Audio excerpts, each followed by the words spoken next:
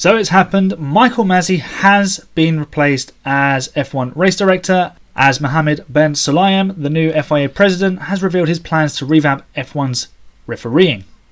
My name is Aaron Harper. Welcome to the 5 Red Lights F1 podcast, and today I'm going to be sharing my thoughts on the FIA's plans for 2022. Now, this podcast can be found on Spreaker, on Spotify, Google, now on Apple Podcasts as well, iHeart Radio, Deezer, Podcast Addict, Podchaser, JioSaavn, and of course on YouTube, where you can also find lots of other F1 videos from myself. Like, follow or subscribe wherever you're watching or listening to this podcast. It would really help it out and be hugely appreciated. Rate the podcast on Spotify or Apple and include some feedback on how to improve. Or you could also just leave a comment on the YouTube video if that is slightly easier. You can also find me on social media at 5_red_lights on Twitter and at 5redlights on Instagram. You can also take a look at my blog, which can be found at 5redlights.wixsite.com/5rlpodblog. So that's all of the pre-information done. Let's crack on with the body of what we're here to do and discuss my thoughts on the FIA restructure. So Michael Masi is out, and Niels Wittich and Eduardo Freitas will become dual race directors. Now, really, Michael Masi's position was untenable following the Abu Dhabi Grand Prix in 2021. The way the season finale concluded was wholly unsatisfactory in the way that it was conducted. I think no fan could deny that Max or Lewis were worthy world champions. It's just the way that it finished left a really sour taste in the mouth. It was completely unsporting, really. Now, I think that improving the support around him and backing him would have actually been a positive step, but then you then get left in a situation where every single decision that he takes is vilified and questioned. And I think we have to sort of take into account the situation that Michael Masi found himself in, because if you look at since his tenure as race director began, which obviously began in tough circumstances following the very sudden death of Charlie Whiting, who'd done that role as long as I'd been watching Formula 1, which at that point in 2019 was 20 years. And bear in mind, I'm not actually 30 yet. So that gives you an impression of how long I've actually been watching Formula 1. Michael Masi was likely exhausted because it's a big role to take on, lots of pressure, and the 2019 season was quite long, and there was lots of different things going on with the Ferrari engines and general the pressure of the job. And then give the rapid fire nature of the 2020 and the 2021 seasons, it's quite possible that Michael Masi was just mentally exhausted because there was just so much going on, and we got a snippet of it on the team radios. The amount of radio traffic that comes his way, I mean, that must just, that would do your head in. It would drive you insane. Now, I watch a lot of air crash documentaries, and something that pops up every now and again is pilot fatigue that contributes to pilot error when pilots are at fault for an accident, and it can become more exacerbated by the fact that they're overworked. So in this case, Michael Masi would have been doing every single race in a very short period of time. So that would have been physical exhaustion and mental exhaustion because he's having to concentrate on everything so much. And there was triple headers all the way through 2020 and 2021. So not just for the teams, but for the people who were at every single race. That is a lot to ask. And also crossing multiple time zones, so the body clock can be completely out of sync with where it thinks it is. So your brain and your body becomes a little bit more tired, and your decision making process is impaired. Now, I'm not saying that Michael Masi is an aeroplane pilot or that it's anything like that, but some of his errors could be slightly compared to that sort of situation. Now, his replacements in Wittich and Freitas have got many years of experience in various categories, so they'll be very used to shouldering the burden of responsibility when it comes to race direction, which is really, really helpful. Michael Masi was kind of thrown in at the deep end after the loss of Charlie. Very sudden, and in an ideal situation, of course, a gradual handover would probably have prepared Michael Masi a lot better, and it wouldn't have been quite so drastic a change for him, although he had been sort of there shadowing Charlie for some time. Now, the FIA haven't just stopped at replacing Michael Masi. They've tried to improve what happens around the race directors, which I think is a really good step to take. And they've brought back Herbie Blash to assist as senior advisor, permanent senior advisor. So he's going to be at every single race. And as far as I'm concerned, I think this is a little bit of a masterstroke from the FIA. Now, I think this is a bit of an aggressive step to tell the teams to back off a little bit, because First of all, the teams are going to know exactly who they're dealing with in Herbie Blash. They're going to get the same responses they got when Charlie Whiting was the main man at race control. And secondly, they're not going to be able to bully their way past Herbie, because he knows what they want. He's been in their position. He was a mechanic at Brabham and came up through the ranks with Charlie Whiting. Now, the teams will possibly get cold-shouldered, and they will hopefully get the hint that some of their gripes and their complaining will just fall on deaf ears, and then they'll just shut up, which is great, because then it allows the race direction to do what they need to do. And finally, Herbie alongside Niels or Eduardo will be a really good pair of guiding hands on the race weekends throughout, because we've had incidents in practice and in qualifying as well as the races, so that's going to really tidy things up. I think it'd be very, very helpful. Now, we've also got this virtual race control, which is actually going to be on site at each of the tracks. Now, I wouldn't have quite had it like this. They likened it to VAR in football. I'm very interested to see how this works, because this could just as easily solve many issues that have been prevalent over recent years, and it could just as easily make them worse, and at worst make them more vague and complex to understand, which would be really, really bad. At its heart should be mountains, absolutely mountains of extra data from all the cars that can be pulled up at almost a moment's notice in any moment of contention or debate. Every camera angle from every car at every corner should be readily available to the stewards to investigate at any moment, and then they can do any contentious moment justice with its investigation by investigating it thoroughly. Now, if you look back to Turn 4 in Sao Paulo, Max Verstappen likely got away with that, with forcing Lewis Hamilton off the track, because the stewards only had access to the broadcasted on-board angle at the time, which of course faced towards his rear wing because Lewis was attacking him. So of course it made sense to look back towards the attacking Mercedes driver and see how things were panning out from that angle. What of course they couldn't have anticipated was that both cars would end up driving towards Rio de Janeiro, or whatever, whichever way Rio is from there, but they definitely weren't on the racetrack, put it that way. So Max kind of got away with one there, because I don't think they were able to investigate, because the crucial piece of evidence wasn't there. They couldn't use it. So that evidence, that angle of camera needs to be accessible at all times, so that even if the broadcasted angle is different, the investigated angles are all there.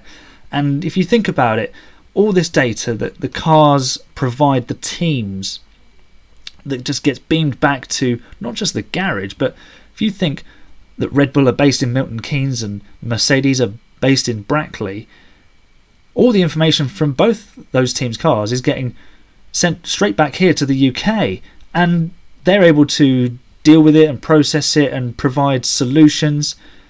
Heck, even there was a video I think that Mercedes put up. There was someone who came up with a plan to help in, I think it was in Spain. They came up with the plan to pit a second time and catch Red Bull out to pull off the undercut.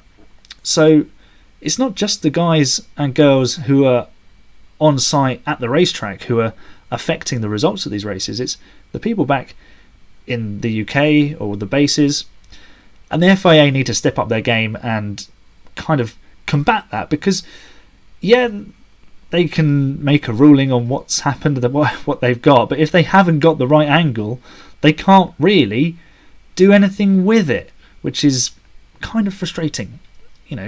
Mercedes did submit a request to review the matter, and that didn't work out. And if you think about it this way, if Max had been penalised for that accident, if Max had been penalised for that incident, at worst that's described as dangerous driving because he's driven another car off the track, clean off the track. He could have lost many points in his championship tussle with Lewis, and his win in Abu Dhabi might have been significantly less valuable. So that's just a working theory. There is no way to say whether the stewards would have penalised him. That's pure conjecture, of course. But you'd like to think that with that camera angle they would have at least investigated it. And obviously they didn't want to overturn their decision days after the race because it would have made them look a bit silly. But then maybe that's the braver approach to take. What's also interesting with this virtual race control room is, can they police track limits better with this? Can they do a better job in terms of cars forcing each other off the track and cars taking liberties with track limits? Of course, they've got all these sensors. They can put a sensor in at every corner now. So regardless of whether a car is going out there and they deem it to be slower, there's a reason the car's out there and the drivers are out there, because they know that there's an extra bit of speed or an extra tenth of a second that can be gained. And the FIA need to combat that, because they are there to police the sport and to make sure it's run correctly. The FIA also have brought up the subject of unlapping behind the safety car. There's going to be a reassessment of how lapped cars are brought back onto the lead lap behind the safety car. Now, as far as I'm concerned, there's not actually a need to reassess it. I think this has been worded in such a way that stops the FIA from having to admit what happened in Abu Dhabi was wrong, and that they essentially a mistake was made, and it can then open themselves up to potential problems down the line. Although this would also be the braver thing to do, satisfying many with vested interest in the sport, not least the fans. The unlapping of cars during safety car periods has long been a topic of debate within the sport. We've seen many rules used during safety car periods, like the pit lane being closed during the 2000s. There was, I think it was 2007 Canadian Grand Prix. Cars had to come in behind the safety car because they were going to run out of fuel. They were going to run dry, and they ended up having to serve a 10-second stop and go penalty or something ridiculous, because the safety car came out, the pit lane closed, and it was just bad timing, which I don't think was fair, because then you'd have cars stopping on track. That was just a bit silly. And the rules have bounced between allowing and not allowing lapped cars to unlap. I see it quite simply as you either do let cars unlap themselves at the appropriate time, and everyone just has to get on with it, whether that takes a little bit of time or not, or you don't let them unlap themselves. If it wrecks someone's race, then that's just how things go, unfortunately. If you were slow enough to be a lap down, then you have to suffer the consequences of that. Although on the flip side, if you've got two cars battling for 6th and 7th, then it's become a really interesting tussle, and then they get split by the leaders coming through, and then a safety car comes out. One gets to tootle around to the back of the crocodile, and the other one kind of gets stuck, and it ruins that fun battle. But then that is sometimes just the way the cookie crumbles, I suppose. I would go down the route of allowing cars to run out themselves, because then it gets everyone in the correct order, and then we get to have a good fun race on our hands again. It gives everyone an opportunity from a fairly even playing field. Now, since writing the script for this episode, the FIA have announced that the safety car will enter the pit lane a lap after the lapped cars may overtake message has been given, rather than the message saying that the safety car would be in this lap and then the safety car coming in the following lap. Personally, I think that's kind of the right way to go about it, because then you kind of get a hybrid of both. if you're saying that the track is safe for lapped cars to overtake, then that is, the track must be clear and we can go racing again. Then it starts getting everyone back in the correct order. You either let them catch up, or you let them get far enough ahead, and then you go racing again. The track goes green and off we go. So happy days. And finally, it's goodbye to the Team to FIA radio edition from 2021. Initially, it was actually a really good piece to have aired on the TV, but soon it became a bit petty and kind of made a mockery of what was actually an incredible sporting contest between two incredible sportsmen and two fantastic teams. If you think back maybe 20, 30 years, the battles between Williams and Ferrari and McLaren all those years ago, they're remembered for the action on and off the track. I mean, the action off the track was just as interesting as the stuff that happened on it with some of the characters that were involved. But we didn't have this pantomime of radio communications. Essentially, let the racing do the talking, and if the 2022 regulation changes work, then that's exactly what can happen, because the cars will be able to race a little bit closer and it'll all be a little bit more interesting on the circuit. Now, teams can still communicate, but in a non-intrusive process that's going to be put together. I wonder if that is actually just Herbie Blash, whether they're just using him as a buffer and he's going to be sort of streaming the relevant bits of information to Niels Wittich or Eduardo Freitas, whoever he's going to be working with at the time. With so much going on though, and so many different areas of the cars that need to be policed, and the vagaries around how cars can race each other, perhaps an FIA team liaison officer could be of use. A bit like how each team has one or two Pirelli engineers helping them out with the tyres, guiding them on tyre pressures and analysing anything that pops up through practice or qualifying, and just generally helping the teams understand how they're using the tyres. Of course, the people who are engineering these cars are very, very clever people, but just that little bit of specific know-how they find very helpful.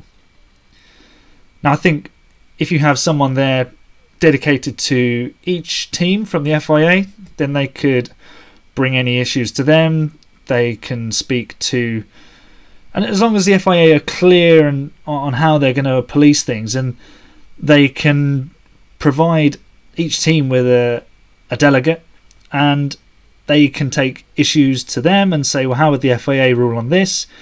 How might the race director look at that? But then it would then also take a few of those away from the race director and the race control team, because it would allow them to focus on controlling the race and policing what's happening on the track, and anything that needs to go to the stewards can go to the stewards. And also with this virtual control room, if a team is unhappy about something, they speak to their delegate and it gets referred to the stewards or to race control. So the delegate then has that responsibility of deciding, this is above me, it needs to be passed on, or I can deal with this, and it's just, yes, you can do that, no, you can't do that, or this has come from race control, we need you to do this. It might be a slightly more hierarchical process, but it may also streamline some of the rubbish that gets thrown at race control and stuff they don't need to be dealing with at any time, because someone else can deal with that for them. Of course, I'd like to know what you make of Mohammed Ben Sulayem's plans. Has he acted appropriately, or are we headed for yet more race direction carnage? Let me know in the comments if you're watching or listening on YouTube, or tweet me at 5_red_lights. I'd love to discuss it with you. It'd be great to chat. Thank you for joining me in this episode. If you enjoyed it, like, follow or subscribe wherever you are watching or listening. Every little bit helps. It will really help the channel and the podcast out. You can go back and take a look at some of my previous episodes, like where I failed to choose a Drivers' World Champion for 2022, and my previous episode to this one, which was with George Howson and Tom Downey, in which we discussed the Mercedes and Red Bull teams' chances for 2022. If you want to hear a little bit more from me outside of this channel, you can also find me on the Formula One Grid Talk podcast. Go and find them on YouTube. I'll leave a link in the description or in the info if you're listening on a podcast platform. And of course, enjoy the racing, everyone. I will see you when the 5 red lights go out.